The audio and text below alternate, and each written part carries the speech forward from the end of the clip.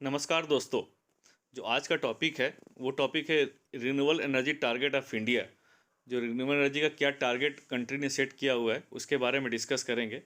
और ये टारगेट का बहुत ही सिग्निफिकेंट है क्योंकि इंडिया ने इंटरनेशनली कमिट किया हुआ है कि ये टारगेट मैं अचीव कर लूँगा और डिक्लेयर किया हुआ है। इसको हम लोग समझते हैं। तो अभी इसको दो पार्ट में डिवाइड किया हुआ है। इंडिया का जो टारगेट है 2022 तक का टारगेट है, फिर उसके बाद 2030 तक का भी टारगेट है। तो अभी हम 2022 की बात करते हैं।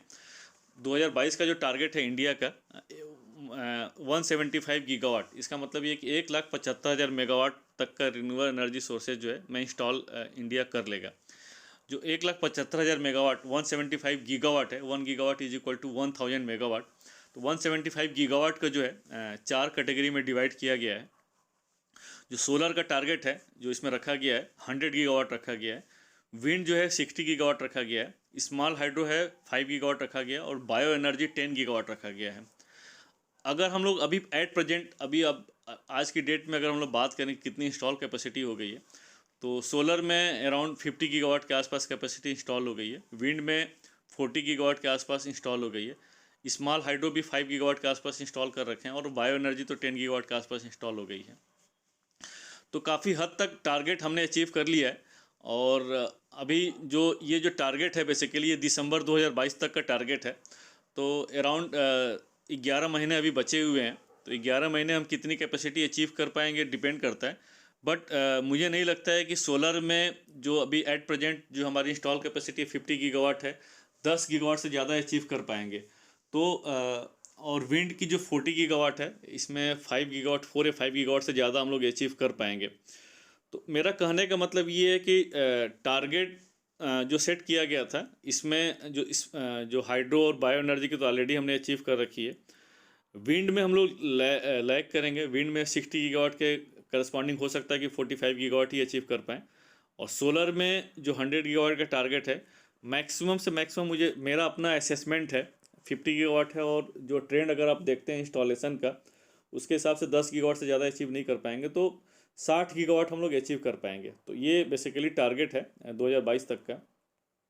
उसके बाद टारगेट 2030 तक का भी रखा गया है। इसको बेसिकली हम लोग ऐसे समझते हैं कि इस टारगेट को दो दो प्रकार से बोला जाता है। बहुत लोग कंफ्यूज भी करते हैं। मैं थोड़ा सा आपको यहाँ पर एक्सप्लेन कर देता हूँ। जो टारगेट जो है 2030 तक का 450 गीगावाट बाई रिन्यूएबल एनर्जी, और एक हम ये भी बोलते हैं 500 gigawatt non fossil fuel based.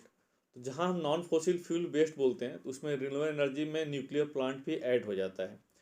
तो जो नॉन फॉसिल फ्यूल बेस्ड जो टारगेट है इंडिया का 2030 तक का वो है 500 गीगावाट, जिसमें कि 50 गीगावाट हम एज्यूम करते हैं कि न्यूक्लियर पावर प्लांट लग जाएगा।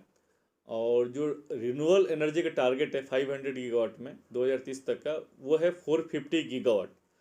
तो रिन्यूएबल एनर्जी टारगेट में बहुत सारे कंपोनेंट आ जाते हैं आपके।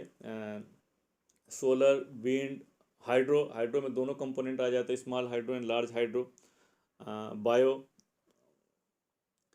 लेकिन जैसा कि 175 गीगावाट का टारगेट में हमने देखा कि उसमें क्लियरली डिफाइन किया गया था कि 175 गीगावाट में 100 गीगावाट सोलर आएगा, विंड आपका 60 गीगावाट आएगा, बायो 10 गीगावाट आएगा, स्मॉल हाइड्रो 5 गीगावाट आएगा। लेकिन 450 गीगावाट में क्लियरली डिफाइन नहीं किया गया है कि इसमें कौन सी कितनी टेक्नोलॉजी आएगी। लेकिन सेंट्रल इलेक्ट्रिसिटी अथॉरिटी ने एक रिपोर्ट पब्लिश की थी, optimal generation capacity mix for 2930। उसमें ये 450 गीगावाट जो है 450 गीगावाट को कंसीडर किया गया है। और उसमें कितनी टेक्नोलॉजी का मैक्सिमम मिक्स हो सकता है। लोग अब आज की डेट में इसी रिपोर्ट का रेफरेंस लेते हैं कि कितनी कैपेसिटी आ सकती है। उसी कैपेसिटी के बेसिस पे ये टारगेट दिया गया कि 450 गीगावाट का जो टारगेट है, 450 गीगावाट में कौन से कंपोनेंट कितने हो सकते हैं। तो आप देख सकते हैं लार्ज हाइड्रो की जो कैपेसिटी जो इसमें कंसीडर की गई है वो 61 गीगावाट के आसपास कंसीडर की गई है। उसमें एक पंप स्टोरेज का भी कंपोनेंट रखा गया है। जो पंप स्टोरेज जो है 10 गीगावाट के आसपास कैपेसिटी होगी।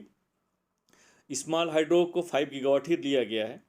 और सोलर जो है इसमें 280 गीगावाट के आसपास रखा गया है। और विंड जो है 140 गीगावाट है और बायोमास 10 गीगावाट है। स्मॉल हाइड्रो और बायोमास में कोई भी चेंजेस नहीं हो रहा है। जो सोलर की जो कैपेसिटी है अभी जो 100 गीगावाट का टारगेट से जो है 280 गीगावाट तक हम जा रहे हैं, और विंड का जो 60 गीगावाट से 140 गीगावाट है, और लार्ज हाइड्रो जो है आज के डेट में ऑलरेडी हम लोग 45 गीगावाट अचीव कर ही लिए हैं, तो बहुत ज़्यादा इसमें वेरिएशन नहीं है। तो ये 2450 गीगावाट का एक तरह से ब्रेकअप है कि solar, wind, biomass, large hydro, pumped storage, और ये कितनी कैपेसिटी आ सकती है। ये जो सबको हम लोग मिला लेते हैं तो अराउंड ये 500 गीगावाट के आसपास कैपेसिटी आती है। तो होप दोस्तों मेरा जो वीडियो था, ये जो टारगेट था इंडिया का 2030 तक का क्या टारगेट, 2030 तक का टारगेट है, उसके कंपोनेंट क्या क्या हो सकते हैं, और 2022 तक का क्या टारगेट है, तो आपको अगर सही लगा होगा तो आप मेरे चैनल को लाइक करिए, सब्सक्राइब करिए, अपने दोस्तों को भी फॉरवर्ड करिए। फिर आपसे मिलते हैं नेक्स्ट वीडियो में। थैंक यू, जय हिंद।